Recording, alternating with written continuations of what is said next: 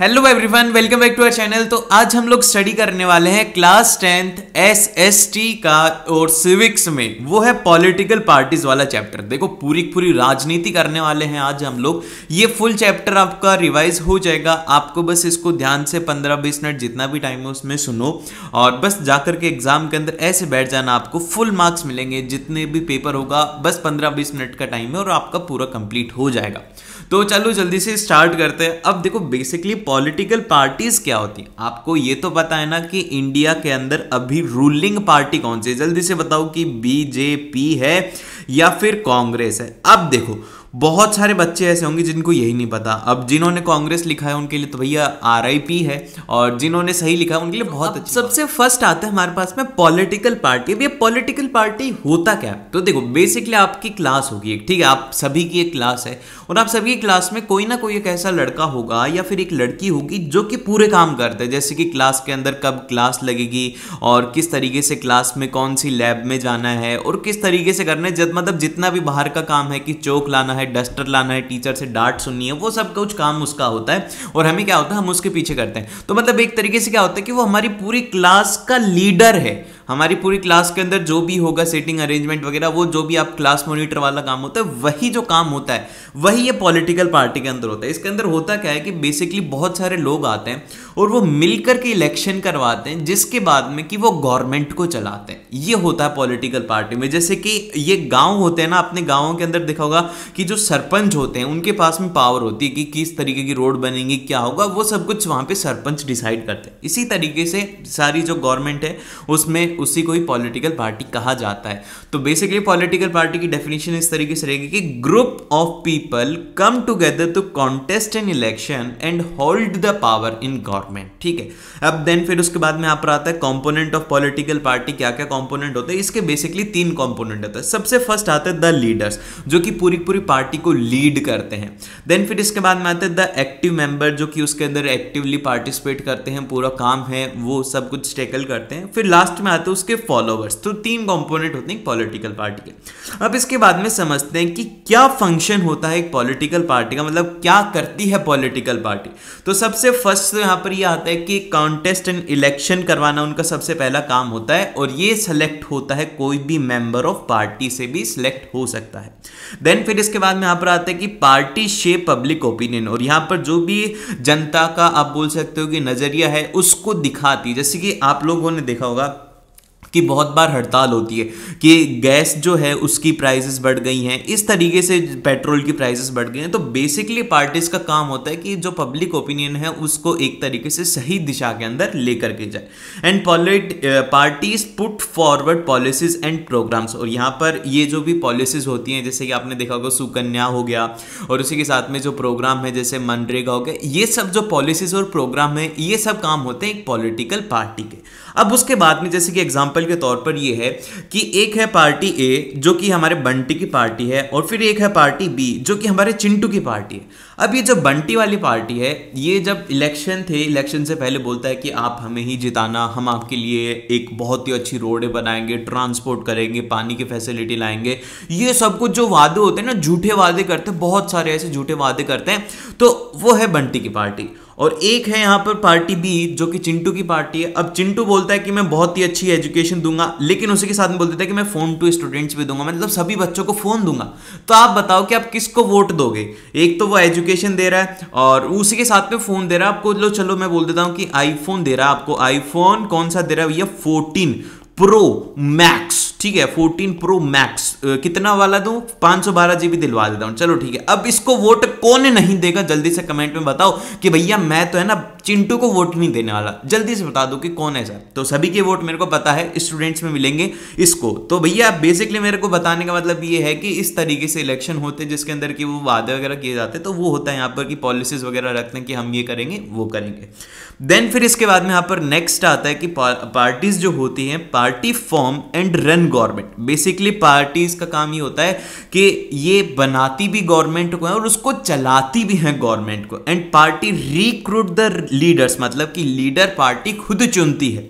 And train them, और फिर उसी के साथ में then make them ministers to run the government, और भैया उनको फिर मिनिस्टर बनाया जाता है और फिर उसके बाद में गवर्नमेंट जैसे वो चलाना चाहे वैसे वो चला सकता है, जैसे वो चलाना चाहे वो वैसे चला सकता है। देन फिर इसके बाद में यहाँ पर आता है कि provide access to the government schemes and policies, और जितनी भी गवर्नमेंट स्कीम है पॉलिसीज है उनको एक्सेस करवाती है पार्टी। और इसी के साथ में losing party plays the role of opposition, और अभी जो यहाँ पर रोल चल रहा है राजस्थान के अंदर, तो बेसिकली जो रोल चल रहा है वो चल रहा है बीजेपी का, लेकिन सेंट्रल जो है, जो कि पूरे पूरे इंडिया के अंदर है, वो रोल चल रहा है भैया जिसके अंदर ओपोजिशन का, वो चल रहा है कांग्रेस का। ये जरूर से याद रखना, क्योंकि एमसीक्यू क्वेश्चन के अंदर ये क्वेश्चन आ सकता है कि which is the opposing party in India, तो आपको बताना होगा कांग्रेस इसके अंदर एक ओपोजिंग पार्टी और बीजेपी जो है वो है रूलिंग पार्टी। ठीक है, देन फिर इसके बाद में चलते हम नेक्स्ट की तरफ। हाँ, और एक और क्वेश्चन मेरे को पूछना था कि आपकी स्टेट में,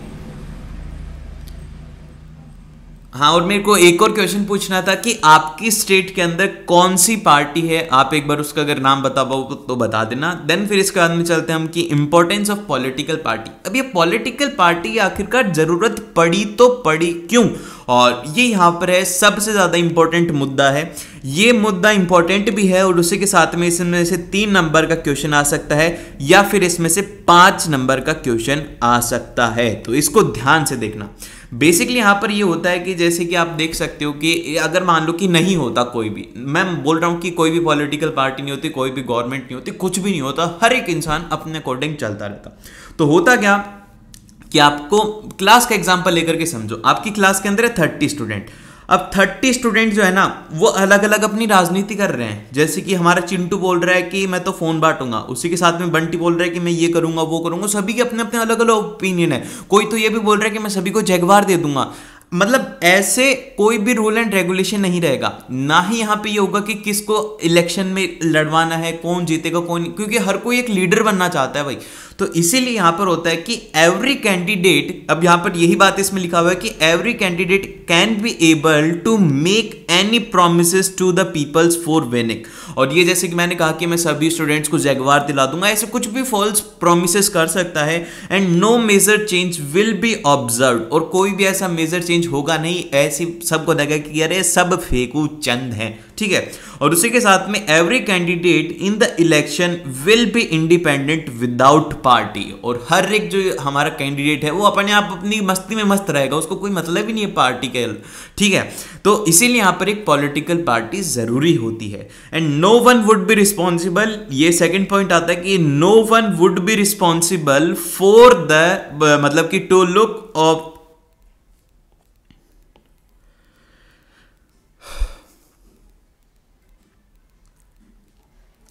देन फिर इसके बाद में नेक्स्ट पॉइंट आता है जो कि यहां पे ये है कि no one would be responsible to look after country, और हमारे देश की रक्षा कौन करेगा, मतलब कौन उसकी गवर्नमेंट को संभालेगा, कोई नहीं संभालेगा, सब अपने आप में नेता बने घूम रहे हैं। तो इसीलिए यहां पे जरूरी होती है एक पॉलिटिकल पार्टी, और कोई भी एक यूनिफॉर्म डिसीजन नहीं होगा, इसीलिए पॉलिटिकल पार्टी की जरूरत है। 3 पॉइंट लिखोगे, आपको जो भी जितने भी नंबर है उसमें फुल मार्क्स मिल जाएंगे। देन फिर इसके बाद में यहाँ पर आता है पार्टी सिस्टम। अब देखो पार्टी सिस्टम क्या होता है भैया, बहुत ही अच्छा पार्टी सिस्टम है हमारे, तो जो गॉड ग्रेस से हम बोल सकते हैं कि भैया भगवान की कृपा से कि हमारी जो इंडिया है वो बहुत ही अच्छी है बाकी कंट्री के कंपैरिजन में। जैसे कि फॉर एग्जांपल के लिए चाइना है, और उसी के साथ में और भी काफ़ी सारी कंट्रीज हैं जिनके अंदर की कोई भी हमें डेमोक्रेसी नहीं मिलती यार। अभी आपको डेमोक्रेसी इतनी है कि आप बाहर जाकर के आपको जो खाना है खा लो, जो आपको पहनना है वो पहन लो, जैसे आपको करना है वो कर लो। इंडिया के अंदर आप कर सकते हो, लेकिन वहीं पर ही इंडिया के अलावा अगर और कोई कंट्री है वहां पर आपको बहुत सारे रेस्ट्रिक्शंस है, आपको बोलने नहीं दिया जाएगा। अगर आप कोई भी इलीगल एक्टिविटी हो रही है उसके खिलाफ बोल रहे हो गवर्नमेंट के, आपको उसी टाइम पर ही मरवा दिया जाएगा। तो ये सब जो हैं ये सब होते हैं भैया बहुत ही खराब। ऐसे सिस्टम भी होते हैं जिनको कि आप कह सकते हो कम्युनिस्ट सिस्टम होते हैं। ये ऐसी जो पार्टी होती है, नॉन डेमोक्रेटिक जो पार्टी होती है, वो क्या होती है वो सब हम कुछ देखेंगे। सबसे फर्स्ट यहाँ पे आता है वो आता है वन पार्टी पार्टी सिस्टम। अब इसके नाम से क्लियर है, वन पार्टी सिस्टम मतलब कि इसमें एक ही पार्टी होगी, इसमें किसी को खड़ी नहीं होने दिया जाएगा। जैसे कि बोला जाए कि आप है ना, आपकी क्लास में से एक स्टूडेंट है मैम का फेवरेट, ठीक है, मैम है आपकी क्लास टीचर और उसमें से एक स्टूडेंट है फेवरेट, तो वो क्या करेंगे, बस उसी को ही खड़ा करेंगे और किसी को खड़ा ही नहीं होने देंगे, बोलेंगे तुम नीचे बैठ, तो लास्ट में बनेगा कौन, क्लास का मॉनिटर वगैरह, वही बनने वाला है मैम का फेवरेट स्टूडेंट। इसी तरीके से क्या होता है कि वन पार्टी, अब यहां पर ध्यान से सुनो कि only one party control and run the government, एक ही पार्टी जो है कंट्रोल करेगी पूरी गवर्नमेंट को और उसी के साथ में वही पार्टी गवर्नमेंट को चलाने वाली है। और ये अगेंस्ट डेमोक्रेसी होता है, इसके अंदर लोगों की नहीं सुनी जाती। और उसी के साथ में यहाँ पर आता है कि क्विक डिसीजन मेकिंग हो जाता है इसमें, जैसे कि एक ही आदमी तो भैया हाथों हाथ वो बोल देता है कि हाँ ये करना है, क्योंकि उसके अपोजिशन में कोई है ही नहीं, उसको रोकने वाला कोई है ही नहीं। अब यहाँ पे इंडिया में क्या होता है कि जैसे कि अगर मान लो कि मोदी जी आज कोई एक अगर गलत डिसीजन लेते तो सामने से अपोजिशन उनको बोलेगा नहीं भाई ये गलत कर रहे हो तुम, तो इसीलिए यहाँ पर हमारी जो इंडिया के अंदर है वो है डेमोक्रेटिक सिस्टम। डेमोक्रेटिक सिस्टम को हम क्या कहते हैं, उसको कहते हैं मल्टी पार्टी सिस्टम, अभी चलने वाले हैं उसके ऊपर। तो इसका एग्जांपल याद रखना कि चाइना जो है, चाइना के अंदर होती है कम्युनिस्ट पार्टी जो कि है वन पार्टी सिस्टम। देन फिर इसके बाद में यहां पर आता है, वो आता है टू पार्टी सिस्टम। अब टू पार्टी सिस्टम के अंदर क्या होता है, basically chances of meeting is between two main party. अब दो पार्टी आ जाती हैं इस केस के अंदर, उन दोनों के बीच में ही रहता है और सेवरल अदर पार्टी में एग्जिस्ट। तो इसके अंदर हो सकता है कि और भी कोई पार्टीज हो जो कि एग्जिस्ट कर सकती हैं। और ये जो होता है ये उन कंट्रीज के अंदर होता है, जैसे कि यूएस है, यूएसए के अंदर डेमोक्रेटिक गवर्नमेंट होती है वर्सेस रिपब्लिक गवर्नमेंट होती है। और उसी के साथ में यूके में भी टू पार्टी सिस्टम है। तो आपको एग्जांपल जरूर से साथ में याद रख सकते हैं, क्योंकि सीधा क्वेश्चन आएगा कि explain party system and it's type, तो आपको पूरा इसको एक्सप्लेन करना होगा, तो आपको सही ढंग से इसको याद रखना है।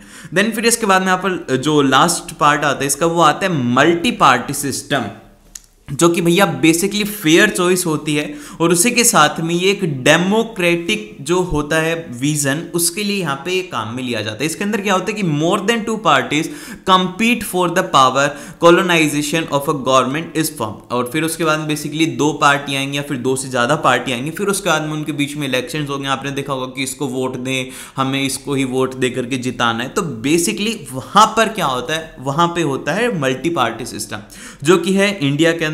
और उसी के साथ में विच पार्टी सिस्टम इज बेस्ट। अब ये भी आ सकता है कि विच पार्टी, ये क्वेश्चन जो है ये वाला कि which party system is best according to you. तो अब उसके बाद में आपको है ना सभी के अलग अलग ओपिनियन हो सकते हैं। कुछ को लगेगा कि भैया हम तो है ना बोलते हैं कि वन पार्टी सिस्टम होना चाहिए, क्यों, क्योंकि एक तो इसके अंदर जल्दी से डिसीजन हो सकता है और उसी के साथ में यहाँ पर एक ही पार्टी रहेगी तो ज्यादा कोई कचरा पचरा नहीं होगा, कोई ज्यादा झगड़ा वगैरह नहीं होगा, पूरी कंट्रोल में रहेगा। और कुछ कहेंगे कि भैया नहीं हमें टू पार्टी सिस्टम चाहिए। तो अब ये आपका ओपिनियन है, ये क्वेश्चन को जरूर से तैयार करना, क्योंकि ये फैक्ट बेस्ड क्वेश्चन में आ सकता है या फिर आप बोल सकते हो कि केस बेस्ड क्वेश्चन में भी इसको डाला जा सकता है, ठीक है। देन फिर इसके बाद में यहाँ पर आते हैं नेशनल पार्टीज, जो कि काफी ज्यादा इंपॉर्टेंट है। इसमें डायरेक्ट क्वेश्चन आएगा, इसमें क्वेश्चन आएगा कि explain about Bharatiya Janata party. आप भारतीय जनता पार्टी के बारे में क्या जानते हो, तो इस तरीके के क्वेश्चन यहां से आ सकते हैं। बेसिकली नेशनल पार्टी कब बनती है, ये क्वेश्चन आ सकता है कि when a party is recognized as a national party. तो बेसिकली सबसे फर्स्ट यहां पर आता है कि 6% votes in a Lok Sabha election. India के अंदर बात करी जाए कि कम से कम 6% वोट होने चाहिए लोकसभा इलेक्शन के अंदर, and 6% vote in assembly election in 4 states. और 4 स्टेट के अंदर कम से कम 6, या फिर ये दोनों के अंदर और है कि ये नहीं है तो इसमें हो कि 6% वोट हो असेंबली इलेक्शन में कोई भी 4 स्टेट के अंदर। एंड फिर इसके बाद में सेकंड कंडीशन ये है कि win at least 4 seats in Lok Sabha, और कम से कम लोकसभा के अंदर 4 सीटें होनी चाहिए, जो कि है एक criteria for recognized as a party. Then फिर इसके बाद में इंडिया के अंदर कुछ फेमस पार्टी, जैसे कि सबसे फर्स्ट पार्टी है वो है बीजेपी। और बीजेपी करंटली में क्या है, इंडिया के अंदर रूलिंग पार्टी है और हमारे प्राइम मिनिस्टर है नरेंद्र मोदी। और उसी के साथ में ये कब फाउंड हुई थी, ये हुई थी 1980 के अंदर फाउंड हुई थी। किसके द्वारा हुई थी, ये हुआ था भारतीय जना सिंह के द्वारा, ठीक है, भारतीय जना सिंह के द्वारा हुई थी। And it supports the cultural nationalism, और इसका क्या है कि ये कल्चरल नेशनलिज्म को सपोर्ट करती है। और आप कह सकते हो कल्चरल नेशनलिज्म को या फिर आप Hindutva in an important element of conception, और इसके लिए हिंदुत्व जो है वो एक इम्पोर्टेंट है एलिमेंट कंसेप्शन का। और ये कब पावर में आई थी 1998 के अंदर, एंड फिर 2004 के अंदर इलेक्शन हार गई थी, और फिर उसके बाद में प्रिंसिपल ओपोजिशन पार्टी बन गई थी कब, और फिर उसके बाद में जब हुआ 2004 के बाद में 2014 के अंदर ये जीती थी, देन फिर अगेन 2019 के अंदर जीती थी, जो कि मेजोरिटी के साथ में इस पार्टी ने रूल कर रही है अभी तक। तो ये है, इस तरीके से आपको पॉइंट्स के अंदर लिखना है जिससे कि टीचर आपका इंप्रेस हो जाएगा। और फिर इसके बाद में आती है यहाँ पर इंडियन नेशनल कांग्रेस। तो भैया ये जो इंडियन नेशनल कांग्रेस है ये कब फाउंड हुई थी? ये सबसे पुरानी पार्टी है जो कि फर्स्ट पार्टी थी। ये हुई थी यहाँ पर 1885 के अंदर हुई थी, और इसका काम क्या है? ये सपोर्ट करती है सेकुलरिज्म को and welfare of weaker section and minorities. और इसका है कि सेक्युलरिज्म को सपोर्ट करा जाए और उसी के साथ में जो माइनर सेक्शन है, वीकर सेक्शन है, उसको भी सपोर्ट किया जाए। देन फिर इसके बाद में यहाँ पर यह आता है कि it emerged as an the largest party in 2004, और 2004 के अंदर ये सबसे बड़ी पार्टी थी। ये लिखा हुआ है 2004, ठीक है, इसको समझ आना।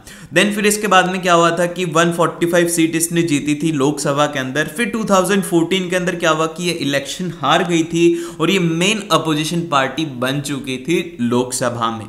देन फिर इसके बाद में यहाँ पर आती है सीपीआई, जो कि है कम्युनिस्ट पार्टी। इसके बारे में क्वेश्चन नहीं आएगा, मतलब आएगा तो भी एक एमसीक्यू बेस्ड क्वेश्चन आ सकता है कि 1925 में ये फाउंड हुई थी and believe in maximal Leninism and secularism and democracy. भैया ये तो नाम ही अलग है यार, एक बार इसको स्पेलिंग जरूर से बुक में चेक कर लेना, हो सकता है कि यहाँ पे मिस्टेक हो गई होगी, क्योंकि मैं भी इंसान हूँ, मेरे से बहुत बार मिस्टेक हो जाती है। फिर इसके बाद में फोर्थ पार्टी आती है जो कि यहाँ पर बहुजन समाज पार्टी, जो की है बीएसपी।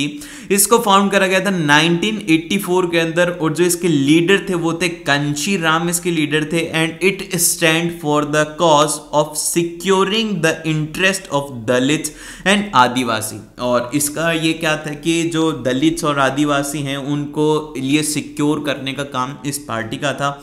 अब इसके बाद में आती है स्टेट पार्टी। स्टेट पार्टी क्या होता है? अ पार्टी, ध्यान से सुनो, a party that secure 6% of total vote in an election to a legislative assembly of a state and win at least 2 seat. इसके लिए यहाँ पर स्टेट पार्टी कब हो जाएगी? जब वो कम से कम 6% सीटें जीते लेजिस्लेटिव असेंबली में, और उसी के साथ में कम से कम 2 सीटें जीतनी चाहिए। और फिर उसी के साथ में जो नेक्स्ट आता है वो आता है रीजनल पार्टी, जो होती है plays an important role in national politics. और रीजनल पार्टी नेशनल पॉलिटिक्स में बहुत ही ज़्यादा इंपॉर्टेंट रोल प्ले करते हैं। एग्जाम्पल के तौर पर है समाजवादी पार्टी, राष्ट्रीय जनता दल, ये इस तरीके की पार्टी होती है रीजनल पार्टीज। अब इसके बाद में बात करते हैं कि challenges to a political party. अब एक पॉलिटिकल पार्टी ऐसे तो है नहीं कि ऐसे चलती रहेगी अपने आप ही सब कुछ काम अच्छा होता रहेगा, ऐसा नहीं होगा।